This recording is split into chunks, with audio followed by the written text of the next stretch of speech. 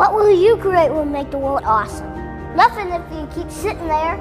That's why I'm talking to you today. This is your time. This is my time. It's our time. We can make every day better for each other. If we're all on the same team, let's start acting like it. We got work to do. We can cry about it, or we can dance about it. We were made to be awesome.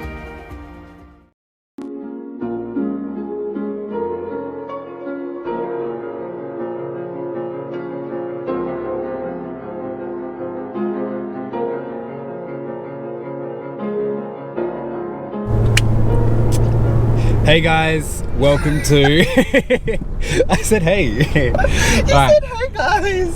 Good morning, good evening, wherever you are. She was giving me shit for saying hey guys in every single podcast, but here we are. Welcome to OFJ podcast episode 9. I'm here with Raita. Yes. But you can call me Ray. Or Raita. Or Raita. Or Raita. Or Ray. Or Raita. It's like Raita. Raita, yeah. I don't like Rita when I get called Rita. What's the worst you've been called? Rita. Rita. I don't like. Yeah, Rita sounds like retard. So I met Raita. Like how long ago? Like 2 months ago, man. Yeah, something like that. 2 months ago, through mutual friends. I thought she'd be a good person to have on the podcast because. Thank you. I just like started following her on Instagram, and I like the stuff that she was posting. But she's also like a transformation coach. So yeah, we can start off with you just introducing yourself. Okay. Well, yeah, I feel really happy to do this. I love talking. Yeah. I think we have really good conversations, so this is going to go really well. Yeah, so basically what I do is I'm a life coach, to put it short and simple, but as of lately I've actually come more into my field and like sort of niched it down, and I want to be known as an empowerment coach, so transformation and empowerment. And basically what I do is I create an intimate relationship with my clients and help them actually, well, I listen to them and I try to understand what's happening in their lives, what mental blocks they might be having, and how I can help them overcome that and live the life of their dreams and what they actually want to do. So how does that differ from a life coach? Life coach is more focused on I guess strategic planning, goal setting, an overall picture. Yeah. Empowerment coaching focuses on the emotional side that someone's experiencing, not feeling, unfulfilled. I guess that's the perfect word I would use to explain it. I'd say probably 95 to 90% of people are really unfulfilled with their life. They feel like they have no meaning, no purpose. Do they feel that way knowing they feel that way, or they don't know that they feel that way? Very unconsciously. Yeah. I guess there's glimpses of it, and it's sort of like the pain and pleasure, push and shove, really. People don't really recognize that they're living an unfulfilled life until they sort of experience pleasure, temporary pleasure, and they're not experiencing pleasure long term and a sustainable amount of pleasure. Does that make sense? What's an example of that? Such as going out. Going out on the weekend, it's fun. You go have your drinks, do whatever. The next day, can I swear on this podcast? Yeah, by all means. Like, honestly, how the fuck do you feel the next day? You feel like shit. But last night was like so fun. You were on a level, yeah. It was so fun. You were like, everyone was having a great time. You were probably feeling empowered when you were drunk, in a different state of consciousness. And then the next day it's like, oh my god, like what am I doing with my life? Why did I drink so much? I have a hangover. Yeah, exactly. So really what it is being I help people discover the inner power that they have within themselves, and to create an emotional stability in their life. So you're not jumping from these really highs, which is that maximum pleasure, to really low, which is like feelings of like unfulfillment and sadness and like desperation and just like, So you know, more misery. about balance. Yeah, exactly. So I honestly believe we are at our peak performance when we are emotionally stable and when we're able to make clear and concise decisions in our lives. Yeah. So that's basically what I do. So how'd you get into this? Like, who were you before this phase of your life? Oh my God. Like, in short. Who was I before?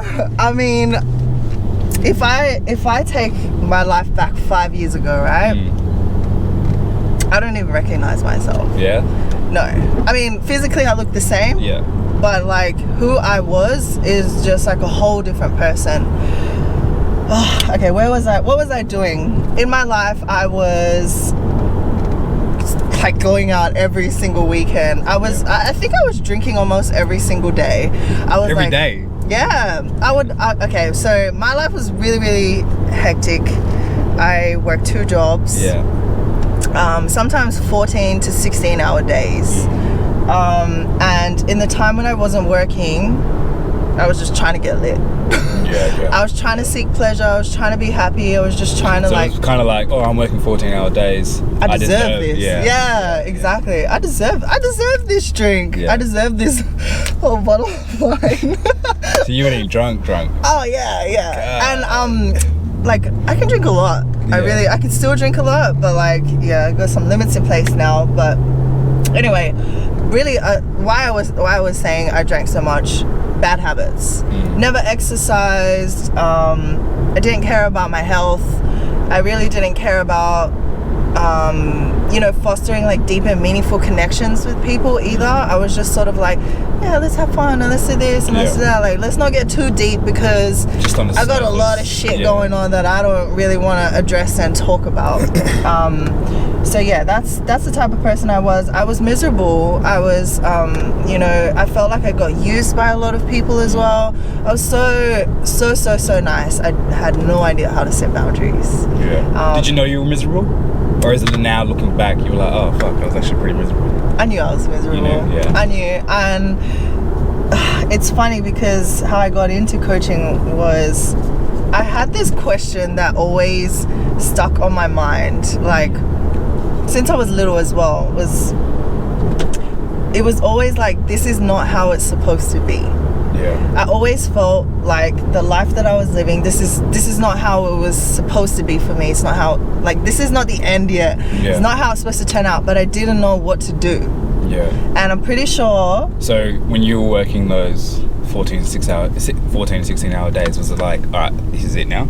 Just like get money, let's get rich, let's build the life, like, let's just blow all the money as well.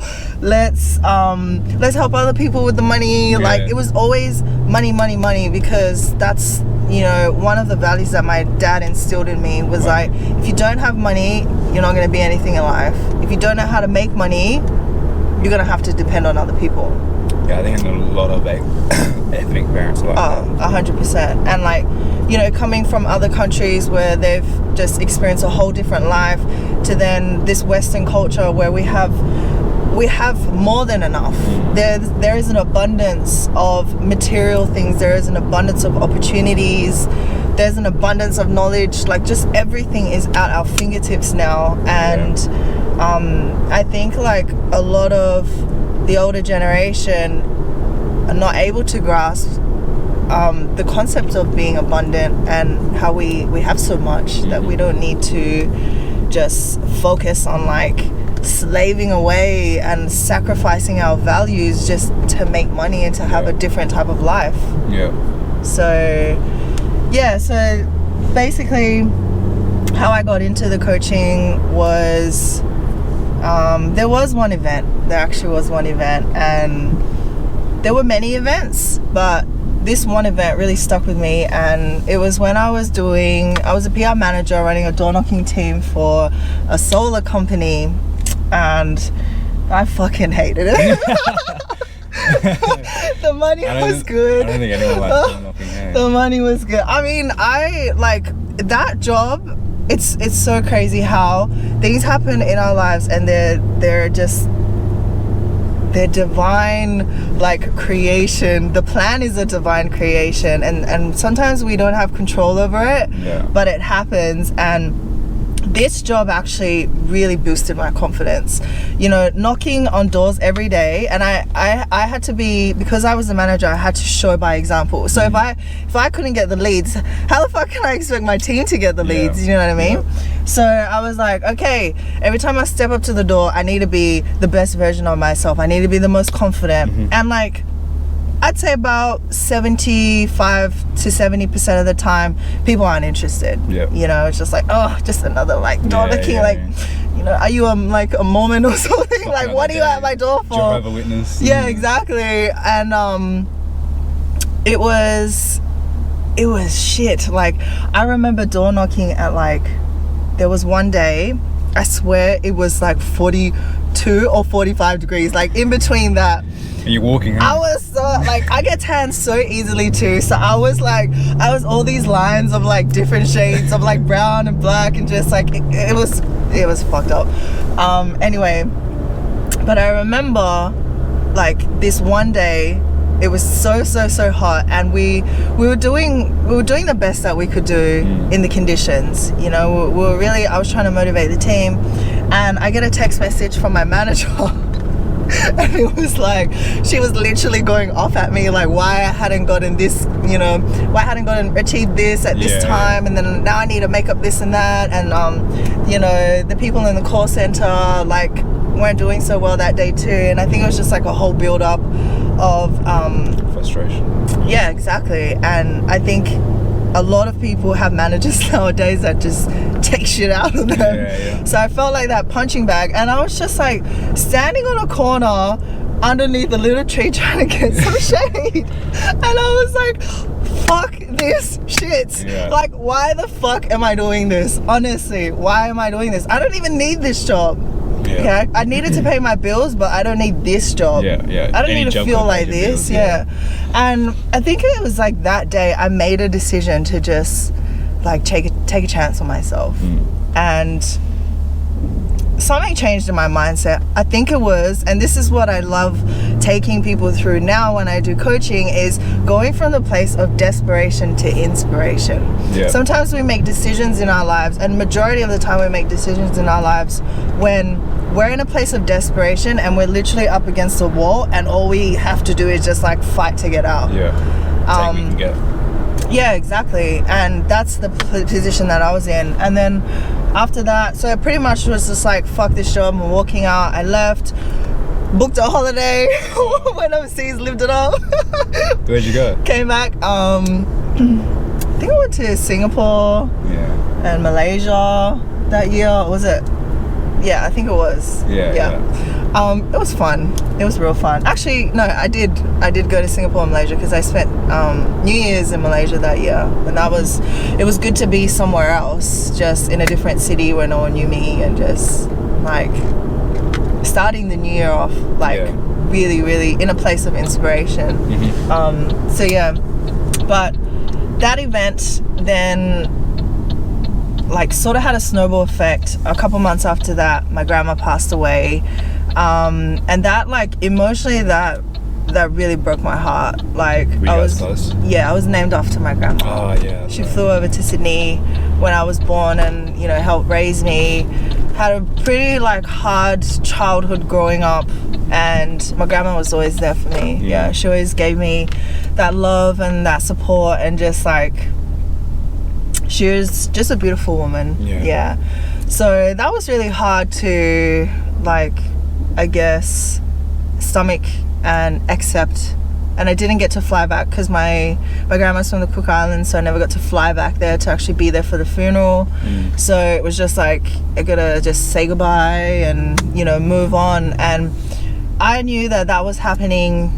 Everything that happens in our lives in a perfect time, and it was happening not to me but for me, to help me grow and to realize a lot of things about myself, really. So that time was like a lot of reflection for me, and then I was like, fuck it, I'm gonna try something. I did change a lot of my habits around that time of my life, I started exercising daily. I actually quit my gym membership that I use about 3 or 4 times a year. That consistency was really good. So I was just like, I'm wasting my money. I'm gonna just make a daily promise to myself and exercise outdoors every day. Yeah. I knew it was good to connect to nature, I didn't know why. I knew it was good to exercise, didn't know why. I knew it was good to wake up early, didn't know why. So I started actually just learning, asking different questions, and trying different things. I kept a really, really open mind, and I created a brand called Ray of Sunshine, and that was basically just a health and wellness online store doing drop shipping. And I came across a guy on Instagram called Joel Brown, and he has a #1 motivational website. He's a founder of Addicted to Success, which is the website. Is he Australian? He's actually from Perth. So crazy how things happen. I was like we're following each other on Instagram, and then I was watching all this content, and I was like, fuck, I really like this guy. I love his vibe. I love the stuff he posts. I like the stuff he talks about. And it was the year before when I had actually seen his stuff, and then last year he was running a program called the Circle of Influence, and I was like, fuck it, I'm just gonna apply for this. And he only selected, I think it was like 15 to 20 people around the world, and I was one of them.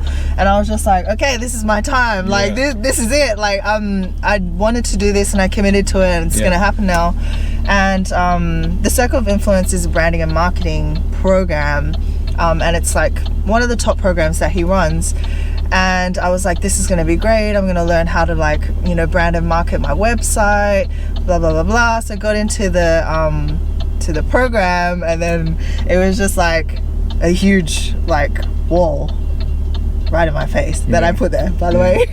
And I was just like, fuck, what am I doing? I don't know how to do any of this. Is this even what I want to do?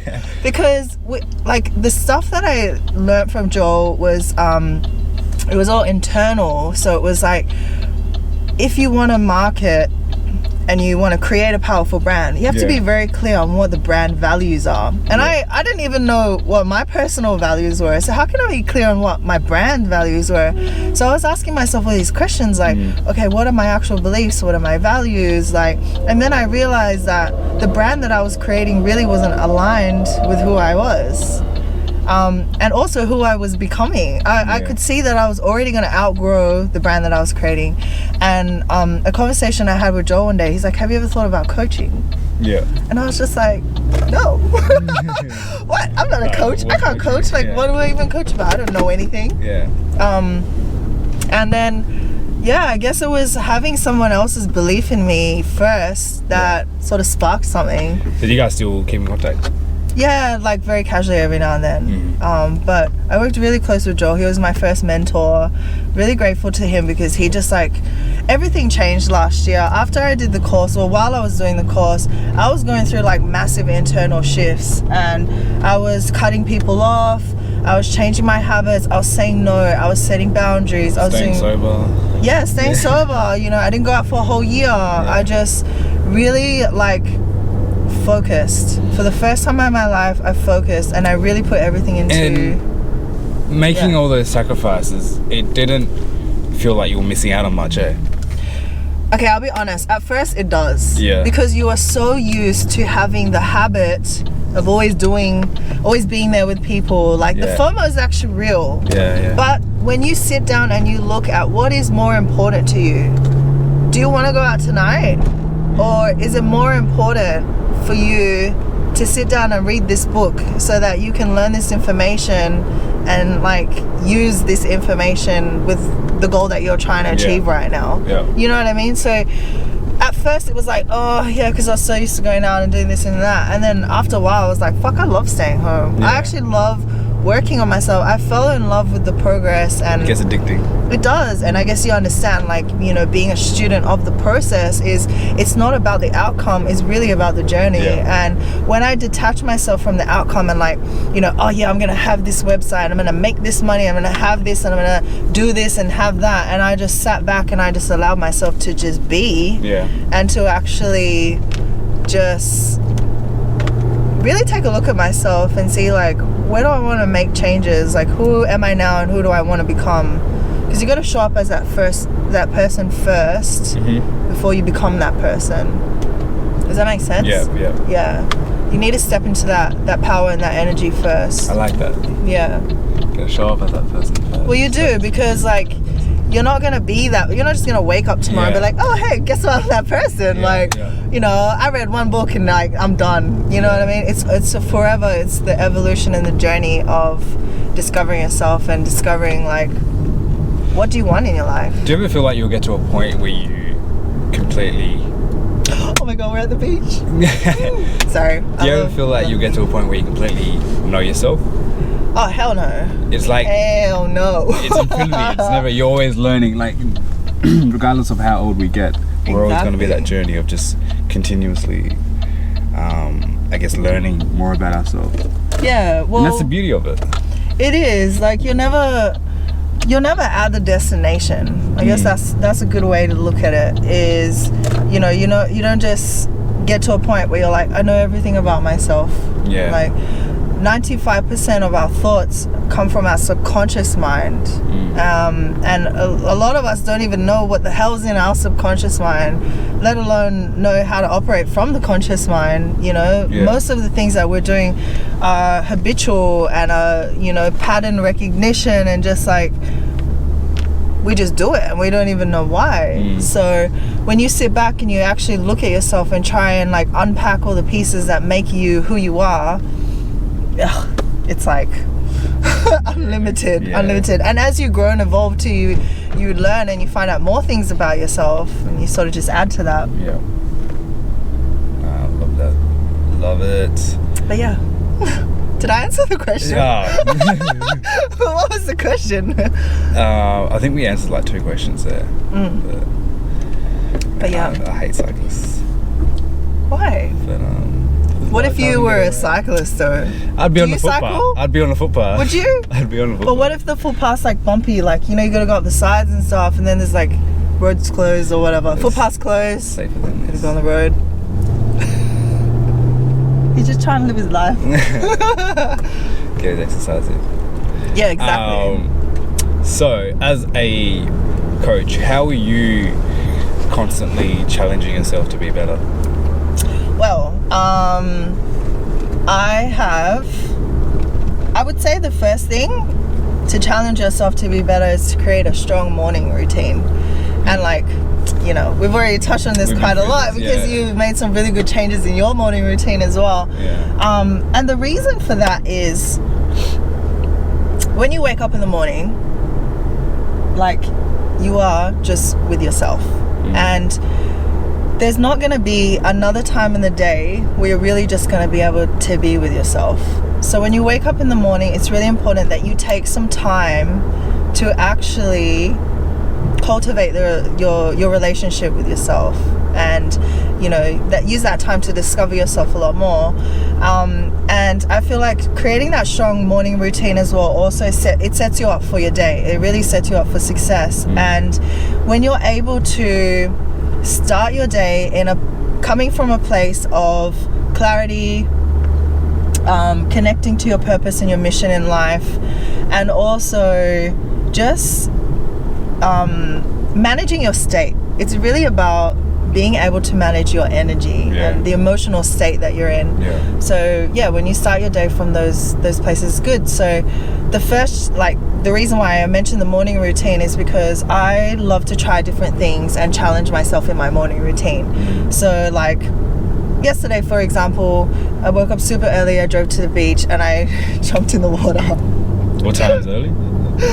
I woke up at 5. Oh, right. Yeah. That's pretty cold. So, my intention was to get here when the sun rises. And I gotta be honest, I procrastinated for a little bit.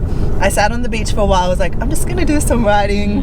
I'm just gonna do some meditation. And I was just looking at the water. I was like, why the fuck am I here? Like, what am I doing? But I put my clothes on.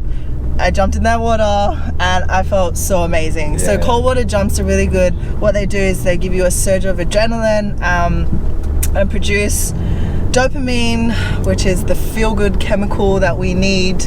And yeah, I felt so good. I felt so good after. So just doing small things I'm like experimenting a lot with breath work right now, which I feel like is actually really like helping me. You follow Wim Hof for that, hey? Yeah, he's really good. You should if you don't know who Wim Hof is, go and research him. He's a crazy motherfucker. We spoke about him crazy. We spoke about him on here before with Toolma, the mates. Oh yeah. Once with Jared, once with Abby. So hopefully you guys are familiar with him. But yeah, I want to go back to the cold shower because there's not cold shower, fucking cold swims or whatever you want to call it. But it's that. So my issue with the cold, I never had cold showers until like last year. I probably started doing some cold showers every now and then I started doing like the ice baths and stuff. Okay, wait, stop. Why did you start doing them? I started doing them after I started doing the ice baths. So I got introduced to the whole cold thing through Abby. Okay. And then her mate does the ice bath, so we'd always go to his place on the weekend, do the ice baths, and I'm like, fuck, I feel so good afterwards. And I was like, okay, I need to make this a regular thing. So then started doing the cold showers. I started with having like a hot shower and then finishing it with a cold, and then eventually I got to the point where I was just starting cold and going like the whole shower just cold. But and then like even now how I'm trying to do like the morning dips, like jump in the pool at our apartment. The lead up to it, it's like, man, like even in the cold shower, I'm like, fuck, I'm too scared to do it because I feel like it's gonna hurt me. But I'm like, at the end of the fucking day, it's just water. And then it's overcoming that fear. And then once I jump in the pool, I'm like, what the fuck? Why the fuck was I so afraid of doing it? And I feel like that applies in so many different things in life, you know? So yeah, I want to talk about overcoming fear, you know, and I just go from there. Fear loves time. Period. Fear loves time. The more time you give your fear, the more the fear builds. And I know people say like fear is an illusion and fear is like it's something that your mind makes up. Like yes, to a certain extent it is, but like the emotion that you feel, like fear, I feel like fear and excitement like sort of combine, you know what I mean? And it really depends on the types of like things, exactly what you said, what's running through your mind right before you're about to take the action, or before you want to make a change, or before you want to like overcome your fear. What are the things that are running through your mind? And I feel like you need to step back and you need to actually try to become like, make yourself aware and bring some mindfulness and some awareness to your thoughts. Because if you are telling yourself, fuck, this is gonna hurt, like I don't want to do this, like, do you know what I mean? Your fear is just you're feeding your fear with time, and you're also feeding your fear with the things that you're telling yourself. So instead of being like, fuck, I can't do this, be like, okay, it's just water, it's gonna be cold, but I'm gonna feel so good afterwards. So you need to remind yourself to overcome the fear.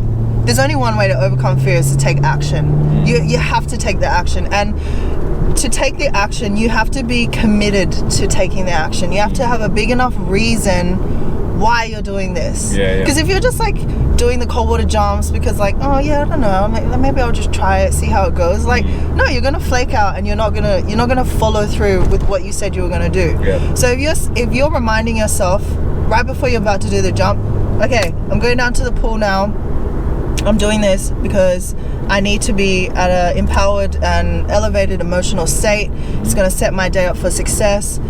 Boom. That's it. And you already feel like you've achieved something once you've done it. Exactly. And, like, starting your day off a high. Well, it's a psychological thing, because when you tell yourself, when you imagine yourself doing something, your body actually doesn't know the difference between you doing it and you not doing it. So it, like, if you emotionally feel the state that you're in, if you feel like you've already done it, your body has experienced it that way.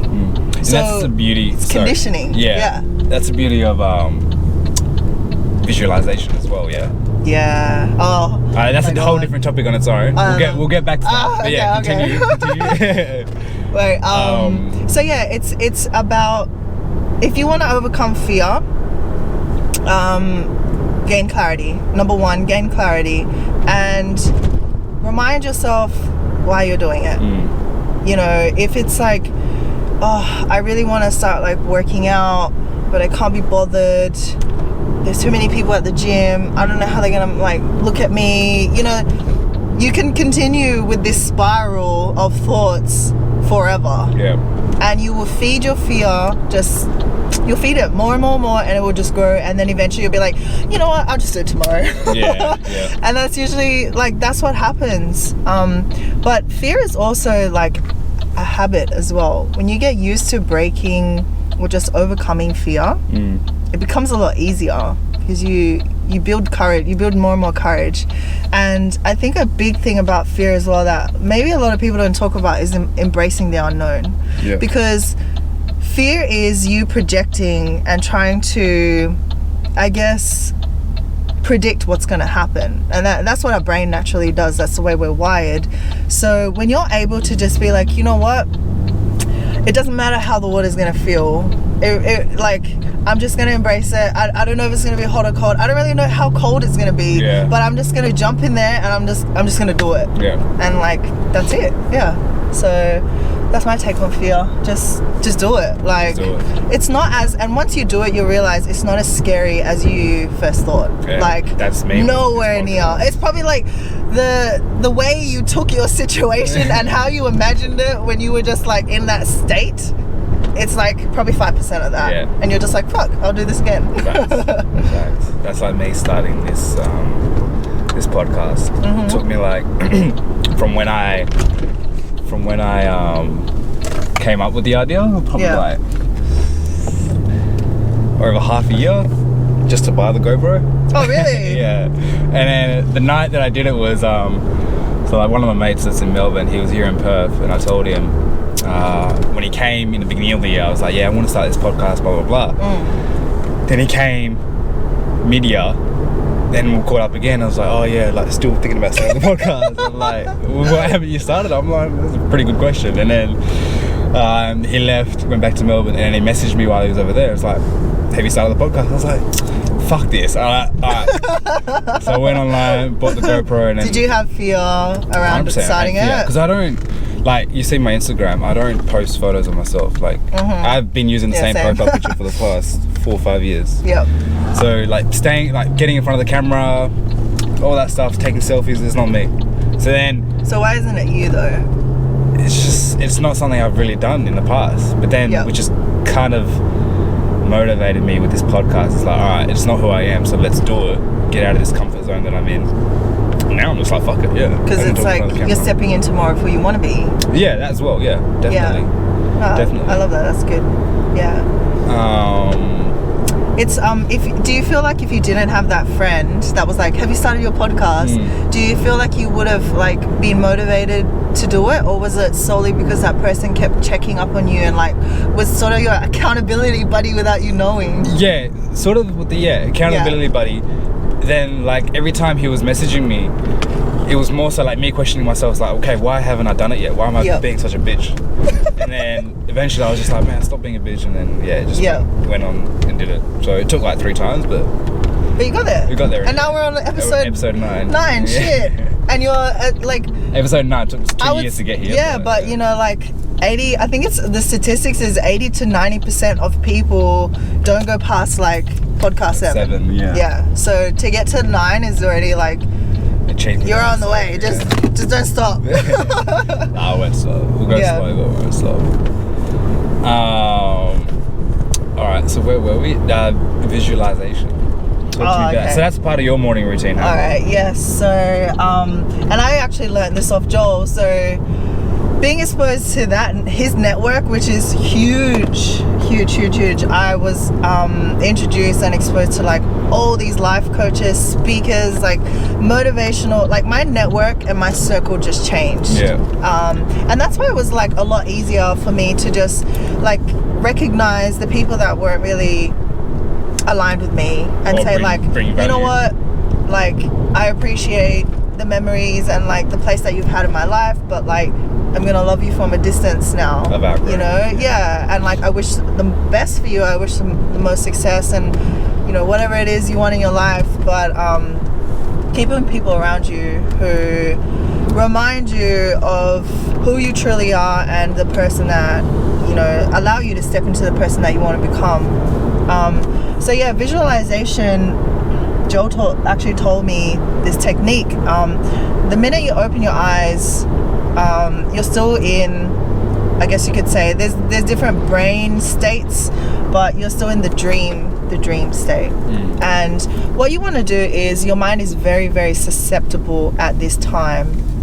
And what you want to do is you want to push good things into your mind, and you want to condition and like wire your brain in a particular way. So waking up first thing in the morning while you're still in bed and just visualizing how your day's gonna go. Yeah. You know, it does wonders. And you might be listening to this and think like, you know, what? Yeah. That's not gonna do nothing. Yeah. Like, you know, you gotta get up and like go do something. But having a compelling vision is really what keeps you on track. Yeah. And that's where the motivation and the inspiration comes from, because motivation, if you're looking at it as an external factor, you're in a constant place of waiting.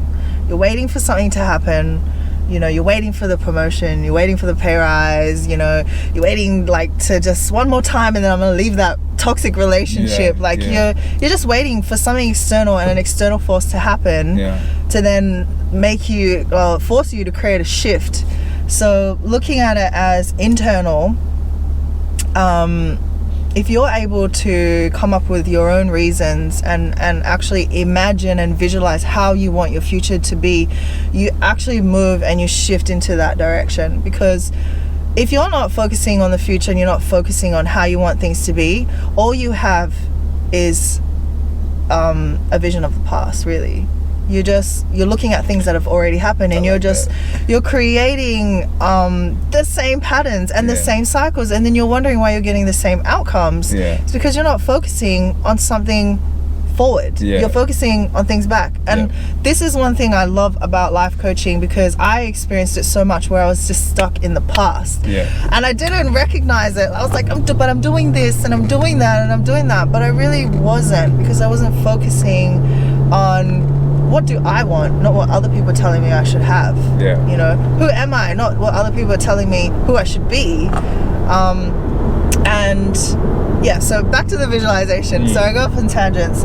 Wake up in the morning and just imagine how your day's going to be. Imagine how your week's going to be, your month, your year, and then your 10-year vision. And you do that every morning? Yes. And it only takes a couple minutes. I mean, if you really want to sit there and like go through every single detail, you can.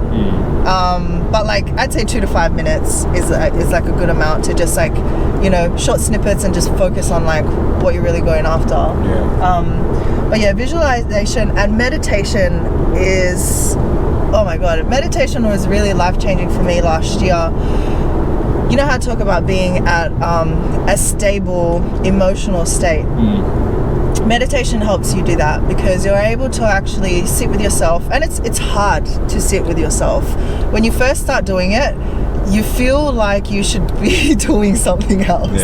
Like, this is not helping me, it's not really changing anything. I've got shit to do. Yeah, exactly. The amount of times I've meditated and been like, oh, I just need to quickly like do something, or I just need to do that. Like, yeah, but it's discipline.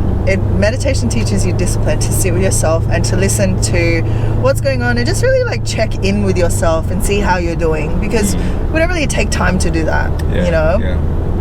So meditation helps you do that. And what it really does, there's a lot of science behind meditation, and it's the heart and brain coherence.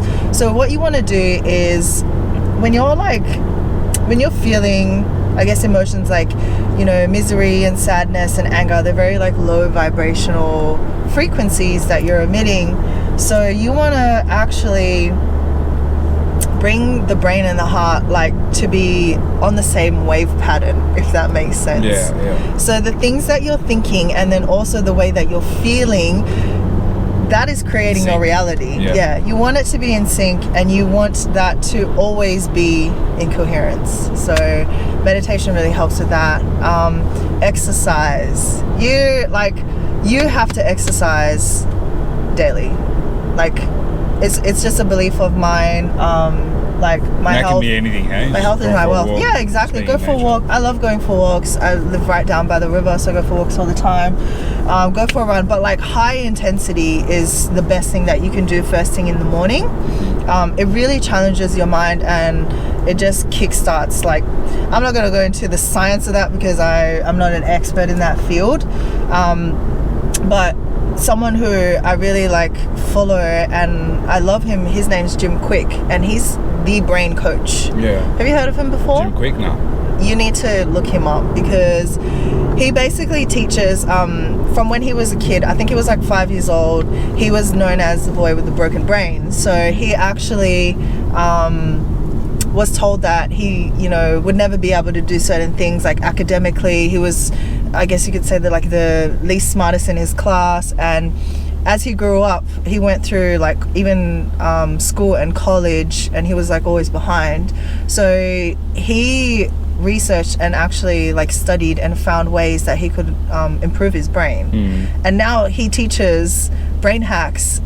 He can memorize like 100 names, like on stage, in front of people. So he has techniques and skills, and he talks about doing high intensity first thing in the morning. And he also talks about reading first thing in the morning as well, challenging your mind and pushing yourself, I guess. So if you create like a little routine in the morning where you push yourself already, you already feel like you've accomplished so much. That puts you in an elevated emotional state where you just feel empowered. You feel great, you're like ready to take on the day, and you'll notice like the different things that like happen throughout your day.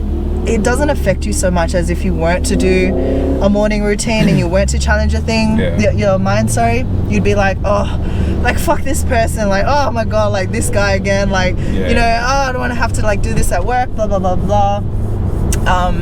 And it changes what your actual state changes what you attract into your life as well. So I love doing my morning routine, reading books. Like this is how simple reading is. I'll break it down for you. If you commit to reading 45 minutes to an hour a day, an average book has about 350 pages, right? You can get through a book in a week if you're just consistently reading 7 days a week for 45 minutes to an hour. Like that's how easy it is. And the smartest and most successful people in the world read an average of like 52 books a year. So that's like basically a book a week. So imagine not reading a book for a whole year, like not reading any books for a whole year, and then reading 52 books. How much more knowledge do you have to implement into your life and like become a better person?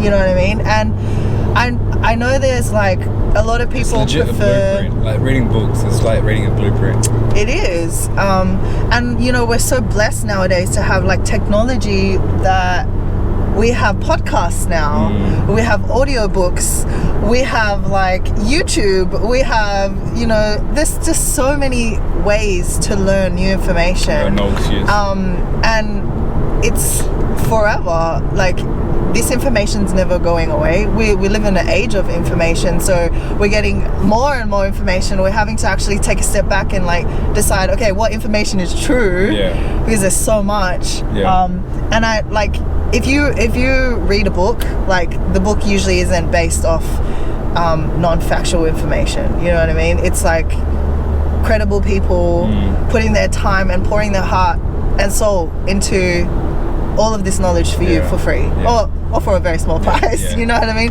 But go to the library. Like I love going to the library and just borrowing books and like, sometimes I read things that like I'm just like, oh, I had a thought about this. let me just like dive into this a little bit and see what it's about. And then, do you take notes from the books you read? Yeah, so I actually learned this technique from Jim Quick, and he says to get a piece of paper and draw a column down the page, and on one side are going to be your notes, and then on the other side are going to be how you're going to implement what you've just learned. Oh, okay, yeah. And it's like a fantastic technique, because I feel like taking notes can be procrastination sometimes. Yeah, facts. You're just like, I'm doing so much work. Like, look at all these notes that I'm taking. Yeah. And then, like, what did you learn? Or, like, did that information really, really, like, did you really digest it and learn it and figure out, okay, what am I going to do with this information to, like, what are you going to do with the information? Like, how are you going to implement it? Yeah. It's not just going to be sitting there, because knowledge, there's like 3 levels of knowledge, and it's like you learn something, you learn it for yourself, and then if you're able to teach somebody, then that's a different level of knowledge. So you actually understand it, you're not just, like taking it all in. And then you've got wisdom, where like that just pours out of you, and it's just so, like, it's just so well understood that it becomes a part of who you are. And I guess like the things that we're talking about now is like on a level of like, I guess, explaining to someone else, and a bit of wisdom too, because it's just flowing out. And that's what, like, for me, that's what learning is all about, is understanding and then using that information. Not just saying like, oh, I know this and I know that and I know that. Because that really doesn't matter. No point in reading it. But other things to challenge yourself, like, you need to get out of your comfort zone, like, and that is the number one thing that I had one people of my don't want mates to do. I don't know if you saw, but he did the Ironman, and like we did a podcast, and then he talks about like the best way to explain comfort zone is like a square, and you're in that square, and then all the stuff that's outside your comfort zone is outside that square, and then once you accomplish something that's outside of that square, the square gets bigger. And now, I like that.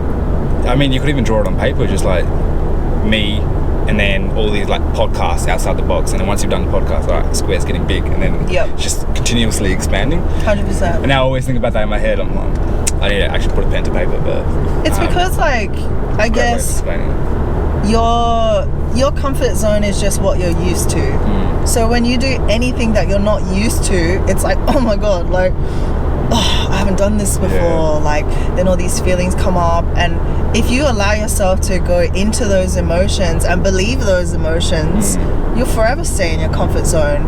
And that's like, the comfort zone is directly related to embracing the unknown as well. There is like, if you want opportunity, it's not going to come in your comfort zone. The opportunity lies outside your comfort zone, because it's things that you've never experienced before, and things that you're not used to. So you really need to be challenging yourself and finding ways to step out of your comfort zone. And I feel like that's so true, how the square or the circle expands, because when you do something that's out of your comfort zone, you grow as a person. And then you take that experience with you, and it really becomes a part of who you are. And then because you're growing, gives you more confidence to it does keep the thing going. It does. And when you're growing, your comfort zone sort of grows as well. Like, it's very proportional.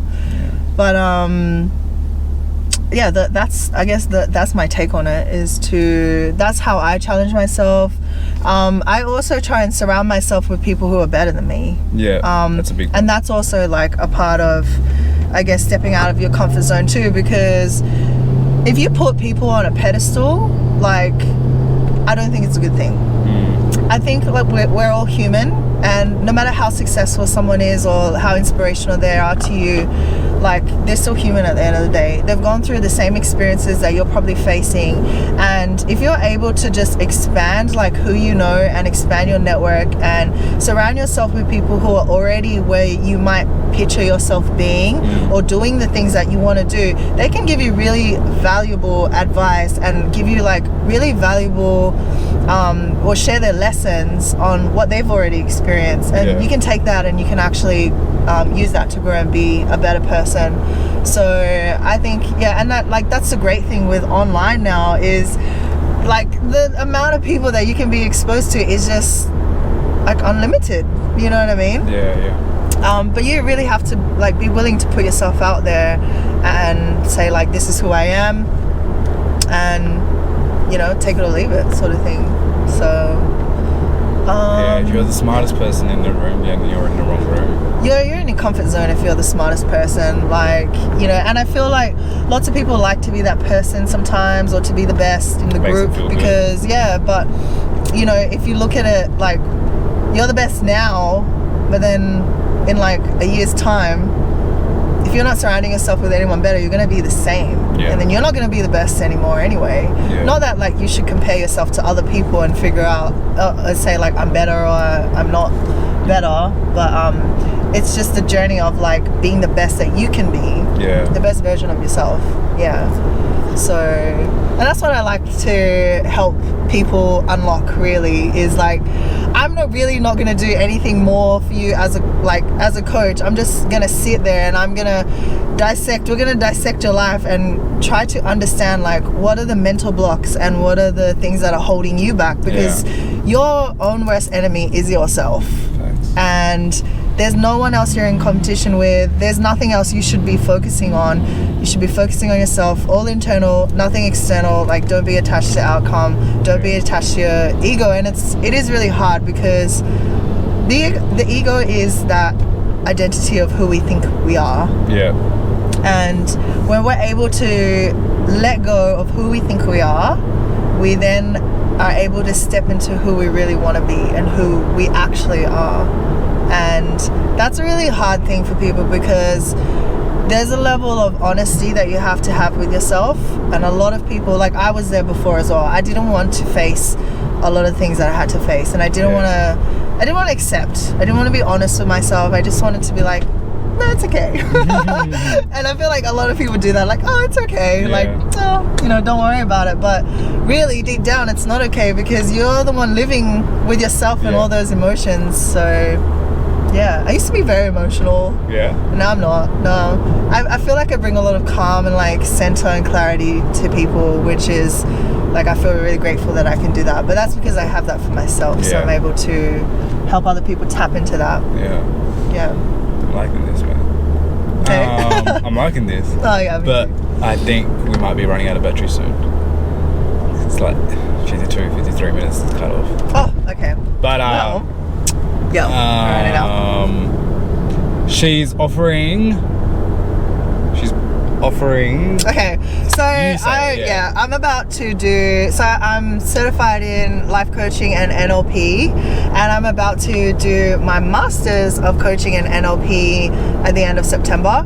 So what I'm offering to everybody on our financial journey, #student of process, is a free one-on-one session with me that will go for about 30 to 45 minutes, and basically I usually charge $300 for a session, so I'm giving it absolutely free, and it's something that I want to offer to people before I increase my value, I guess, and my skill set.